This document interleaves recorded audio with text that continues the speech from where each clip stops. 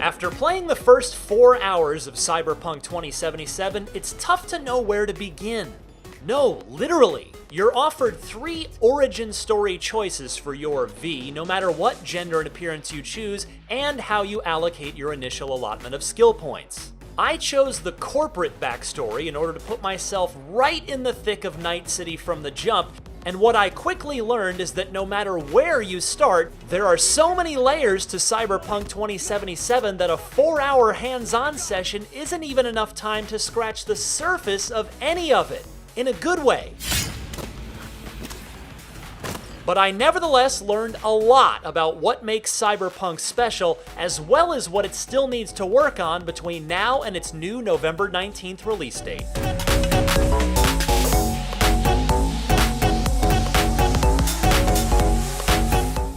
After agreeing to take out my boss's corporate rival, Abernathy, my next stop is to meet up with my good pal and crew member, Jackie Wells.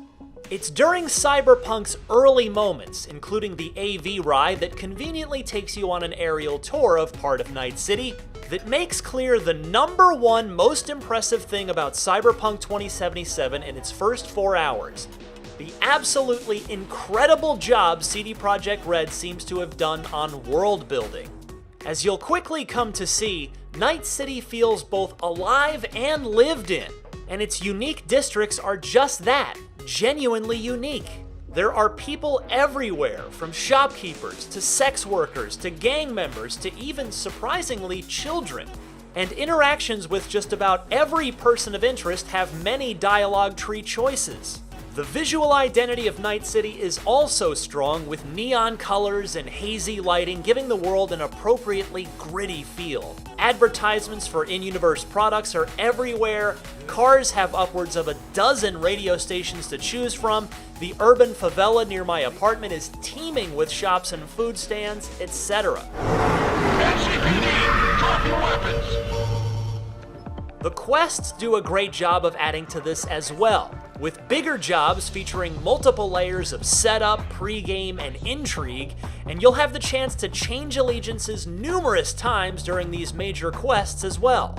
Anyway, after illegally parking on a basketball court, which upset the guys playing, until I spiked one of them in the head with the ball and punched a second one, leaving the third to cower in fear, I walked into Lizzie's bar to talk to my pal Jackie.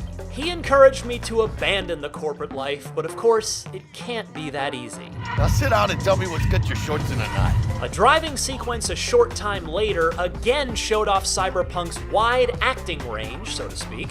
1 minute, Jackie is driving and more heavies sent by Abernathy are on our trail, so I lean out the passenger window and shoot the guys out of the back of one van and the driver of another. The next minute, as we approach the entrance to my neighborhood, Jackie, with a dialogue tree assist from yours truly, sweet-talks the female officer and convinces her to let us through a roadblock after the area has been locked down. Later, I encounter near opposite gameplay from the chase sequence when Judy Alvarez puts me into a brain dance, a sort of interactive video built from one's memories, in an effort to gather intel in support of the overarching main quest. Think of the Braindance editor as a cyberpunk version of Detroit Become Human's investigation scenes, where you'll scrub the timeline back and forth and examine the scene from multiple angles using audio, visual, and thermal cues. Both of the Braindances I played dragged on a bit too long, but hopefully they're tutorial-leaning exceptions.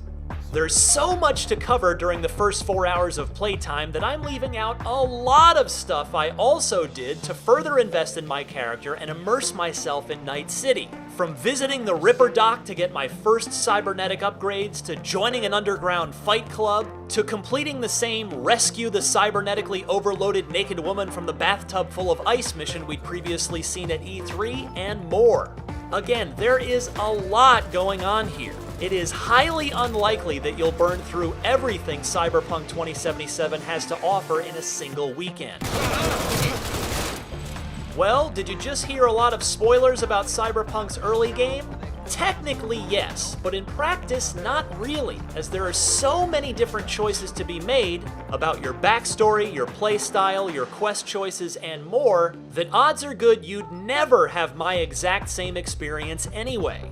It's also important to mention that my 4 hours with Cyberpunk 2077 weren't perfect. I barely got a chance to use any of the hacking and stealth skills I invested so many of my first upgrade points into, though that's admittedly more of a time limit problem than a game problem. And for what it's worth, I didn't even see Keanu Reeves' Johnny Silverhand the entire time I played, so it remains to be seen how large a role he plays. Mechanically, the inventory management was a bit clunky in the build I played, with some gear and upgrade screens best described as annoyingly unintuitive. So too were some of the tutorials, and the driving controls didn't feel particularly good either. But most, if not all, of these issues are exactly the kind of things CD Projekt Red can spend the next 4+ months ironing out. Cyberpunk 2077 feels like the spiritual successor to Warren Spector's legendary original Hall of Fame inducted Deus Ex. I personally cannot pay it a higher compliment than that. It just might somehow live up to the last half-decade's worth of hype. For more on Cyberpunk 2077, check out 15 minutes of gameplay from the Pacifica district of Night City from last year, as well as a look at the character creator. And for everything else, keep it right here on IGN. To Night City. And the afterlife. Ha ha!